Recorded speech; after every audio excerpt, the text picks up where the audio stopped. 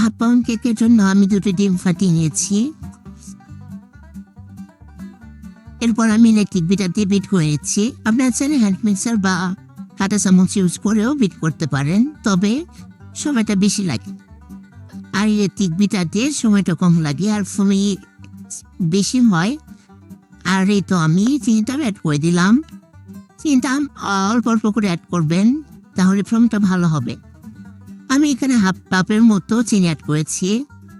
তো এই তো আমার পেটেটা রেডি হয়ে গেল। এরপর আমি শুকনো উপকরণগুলো অ্যাড করে নেব। অবশ্যই চেলে নেবেন, তাহলে দলা পেকে থাকবে না।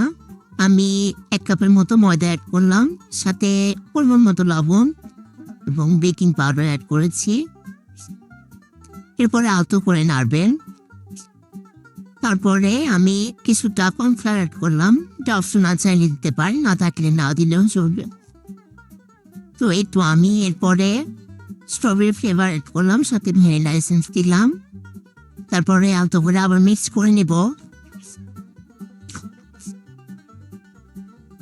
ওরে শালা, আমি তো তেল দিতে ভুলে গেছি। এরপর আমি সামান্য কিছু তেল অ্যাড করে দেব। স্পঞ্জ কেকে চাইলে আপনারা নাও দিতে পারেন তেল।